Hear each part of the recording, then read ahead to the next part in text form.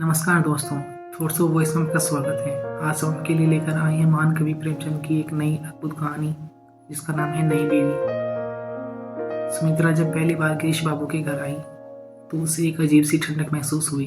कमरे में हल्की धुंध सी फैली थी। सीलन भरी दीवारों पर किसी की परछाई हर रात हिलती थी। रसोई में रखी पुरानी साड़ियों से अब भी किसी की खुशबू आती थी। गिरीश बाबू हमेशा खोए खोए रहते, जैसे किसी से बातें कर रहे हैं।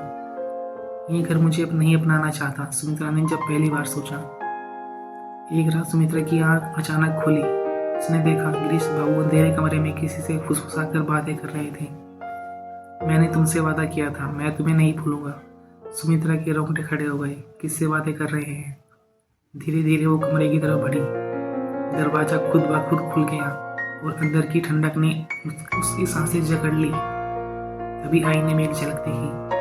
सफेद साड़ी, बिखरे बाल और लाल चमकती आंखें।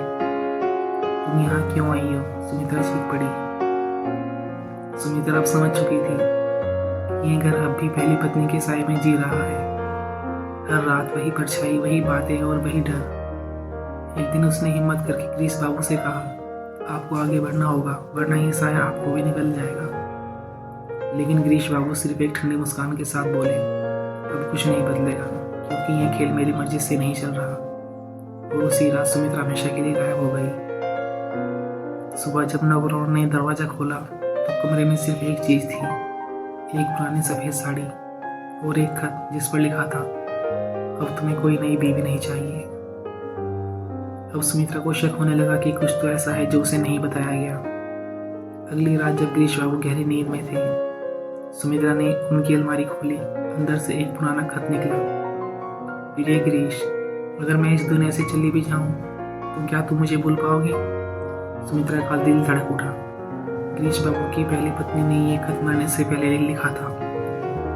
सुमित्रा को अब यकीन हो गया कि वो सिर्फ एक इंसान से नहीं बल्कि उसकी यादों से भी लड़ रही थी। सुमित्रा ने कई बार कोशिश की कि गिरीश बाबू से भी वही प्यार थे, वैसा ही सम्मान थे जैसा उनकी पहली पत्नी को मिला था, लेकिन हर बार एक अदृश्य दीवार खड़ी हो जाती।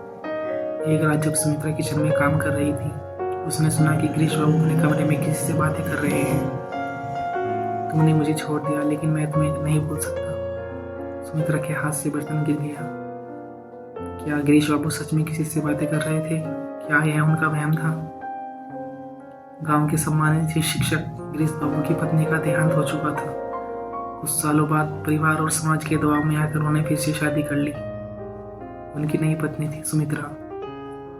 देखने में बहुत ही सुंदर, युवा, जवान, संस्कारी, पर एक चीज ने उसे बेचैन कर रखा था।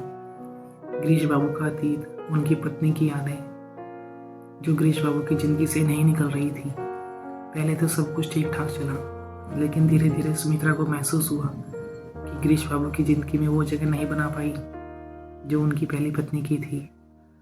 घर में अभी भी पुरानी यादों की परछाइयां जिंदा थी।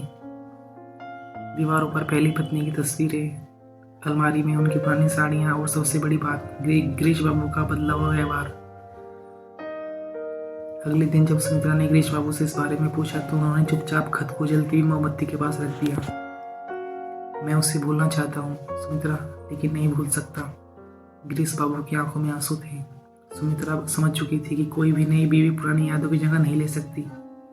उसने खुद को इस रिश्ते से धीरे धीरे दूर करना शुरू कर दिया, क्योंकि कभी कभी हम किसी की जिंदगी में आ तो जाते हैं पर उनका हिस्सा नहीं बन पाते। Thanks for watching this video. कैसी लगी आपको ये कहानी? हमें कमेंट में ज़रूर बताइएगा ताकि हम आपके लिए और अच्छी अच्छी मनोरंजक कहानी लेकर आ सकें।